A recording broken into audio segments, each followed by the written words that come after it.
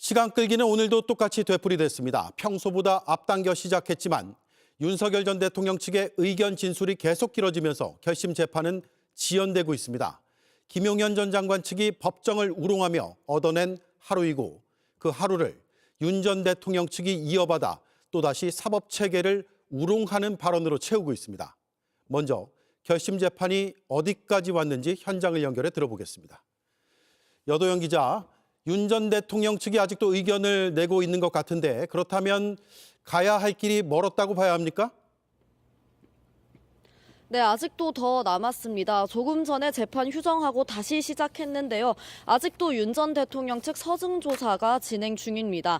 오늘 이렇게 길어질 걸 예상했기 때문에 재판부도 재판 시작을 조금 앞당겨서 오전 9시 30분에 시작했는데 지금 9시간이 지나고 있는데도 이제 겨우 윤 전 대통령 측 서증 조사 막바지를 향해서 달려가고 있는 상황입니다. 지난 재판에서 윤 전 대통령 측을 제외한 나머지 피고인 7명에 대한 서증 조사 다 끝냈습니다. 오늘은 윤 전 대통령 측 서증 조사만 하면 되는 상황이었는데 이런 상황에서 윤 전 대통령 측이 그야말로 시간을 다 쓰고 있는 겁니다. 예, 법정 내부도 점점 지쳐가는 분위기일 수밖에 없을 것 같습니다. 어떻습니까?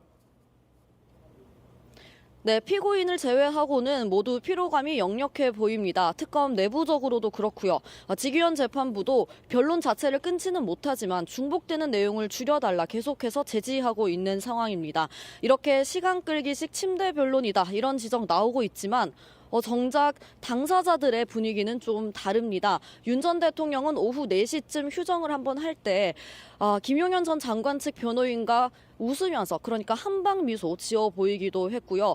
방청석에 있는 김용현 전 장관 측 지지자들은 엄지를 치켜 세우면서 힘내세요라고 말하는가 하면 귀엽다라는 식의 응원을 하기도 하는 등 엄숙한 분위기는 보이지 않고 있습니다. 그렇군요. 특검의 구형이 그러면 오늘 나올 수는 있는 겁니까? 네, 구형이 나오는 시간은 더 길어지겠지만요. 어쨌든 오늘 안에 나오기는 합니다. 지금 하고 있는 이 윤 전 대통령 측 서증 조사 이게 다 끝나고 나면 박억수 특검부가 직접 특검 측 최종 의견을 진술하기 시작합니다. 이게 약 2시간 정도 준비돼 있다고 하는데 이 마지막쯤에 구형량이 나옵니다. 구형을 듣고 나면 피고인 측과 피고인은 최후 변론과 최후 진술을 합니다. 윤 전 대통령이 이걸 제일 마지막에 하겠다고 했으니까요. 여기까지 다 하고 나면 지기현 재판부가 선고기일을 지정하고 오늘 결심 공판 마무리 짓게 되는 겁니다. 예. 구형량은 어떻게 예상이 됩니까? 네, 특검은 구형 회의를 할 때부터 애초에 감경을 고려한 유기징역은 고려하지도 않았습니다. 내란 우두머리 범죄의 법정형이 사형과 무기징역뿐입니다. 지금까지 윤 전 대통령 측의 태도를 보더라도요, 반성을 하는 태도도 없고 책임도 계속해서 회피해왔습니다. 이런 사정들을 고려할 때 감경해줄 만한 사정 변경은 없다라고 특검이 판단했습니다. 예.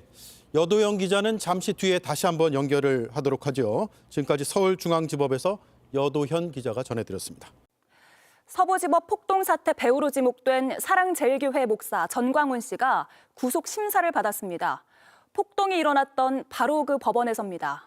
전 씨는 좌파 정권에 탄압을 당하고 있다는 취지로 말하며 혐의를 부인했지만 경찰은 전 씨가 비합리적 국민 저항권 논리를 반복적으로 주입했다고 판단했습니다. 김서하 기자가 보도합니다. 지난해 1월 윤석열 전 대통령에 대한 구속영장이 발부되자 지지자들이 법원을 습격하는 초유의 폭력 사태가 발생했습니다. 폭동의 배후로 지목된 전광훈 씨가 서울 서부지법에서 구속심사를 받았습니다. 같은 장소에서 폭동이 발생한 지 1년 만입니다. 전 씨는 국민 저항권을 내세워 폭동을 부추긴 혐의를 받습니다. 출석에 앞서 기자회견을 연 전 씨는 혐의를 전면 부인했습니다. 당시 법원 앞에서 열린 집회에서 국민 저항권에 대해 잠깐 설명한 게 전부라는 겁니다. 서부 사태는 나는 몸이 안 좋기 때문에 5분 정도 연설하고 바로 집으로 갔고 그 내용은 국민 저항권에 대해서 내가 잠깐 설명을 했고 폭동 가담자들과의 연관성도 부인했습니다. 거기 저 창문 부시고 들어간 사람들은요 우리 팀이 아니고 그것은 다른 팀이에요, 다른 팀. 하지만 경찰의 판단은 다릅니다. 경찰은 전 씨가 군중에게 비합리적인 국민 저항권 논리를 주입했다고 보고 있습니다. 주말 집회마다 국민 저항권을 설파해 합법적인 절차를 건너뛰어도 된다는 인식을 심어줬다는 겁니다. 또 일부 신도가 목숨을 바칠 정도로 심리적 금전적 지배를 하고 있음을 전 씨가 알고 있었다고 봤습니다. 지금은 때가 아니니까 언제든지 내가 죽을 기회를 줄 테니 조금만 더 기다려서 효과 있는 죽음을. 전 씨의 구속 여부는 오늘 밤 사이 결정될 것으로 보입니다. JTBC 김서아입니다. JTBC가 집중 보도해온 김영석 독립기념관장의 사유와 의혹이 국가보훈부 감사를 통해 모두 사실로 확인됐습니다. 새롭게 드러난 사실도 있습니다. 김 관장은 배우자의 지인만을 위한 영상물 상영을 지시했습니다. 자기 손님들이 올 때마다 특혜성 전시 해설도 제공했습니다. 김 관장의 손님들은 심지어 주차비까지 무료로 해줬습니다. 임지은 기자가 취재했습니다. 지난해 4월 김영석 관장 배우자의 지인이 독립기념관에 방문했습니다.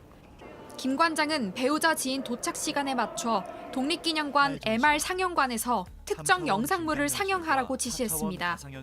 공지된 상영 시간표를 무시하고 본인이 원하는 영상을 틀라고 강요한 겁니다. 어제 확정된 국가보훈부의 감사 결과에 따르면 담당 직원은 상영 시간표는 관람객들과의 약속이라 변경하기 어렵다며 거부했습니다. 그러자 김 관장은 융통성이 없다며 화를 냈습니다. 결국 이날 88석인 상영관에서 김 관장의 지인들만 입장한 상태로 김 관장이 원하는 영상물이 상영됐습니다. 본인들의 지인이고 본인이 여기서 관장이니까 내가 이 정도는 해줄 수 있다. 김 관장은 자신의 지인들을 위해 특혜성 전시 해설을 하도록 수차례 걸쳐 지시했습니다. 특히 ROTC 동기회는 관장의 지시에 따라 일반 관람객은 이용할 수 없는 시간에 전시 해설을 받았습니다.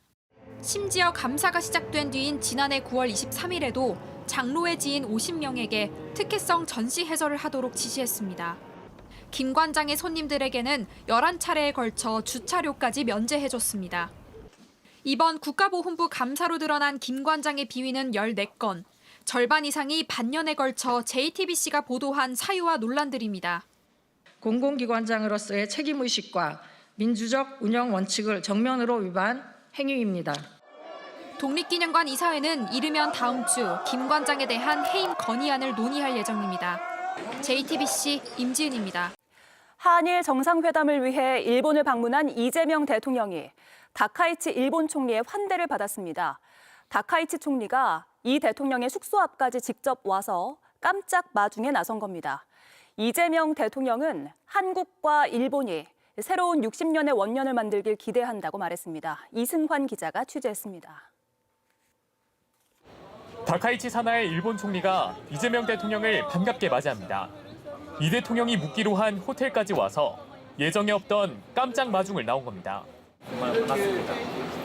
벽을 깨가지고 환영해 주시면 저희가 온 바를 모르겠습니다. 이어진 정상회담에서 다카이치 총리는 한일 관계의 전략적 중요성을 언급했습니다. 両国が地域の安定に連携して役割を果たしていくべきという考えを新たにしました。 이 대통령은 우리가 한때 아픈 과거의 경험을 갖고 있다면서도 복잡한 국제 질서 속 협력은 중요하다고 화답했습니다. 불편하거나 나쁜 점들을 잘 관리해서 최소화시키면서 더 나은 미래를 향해서 손 꼭 잡고 함께 가면 더 나은 미래를. 두 정상은 또 북한 비핵화 등 지역 안정을 위해 한미일 연대의 중요성이 더 높아지고 있다는 데 공감했다고 밝혔습니다. 이 대통령은 중일 갈등 상황에서 한중일 소통 필요성도 언급했습니다. 저는 동북아 지역의 한중일 3국이 최대한 공통점을 찾아 함께 소통하며 협력해 나갈 필요가 있다는 점도 강조하였습니다.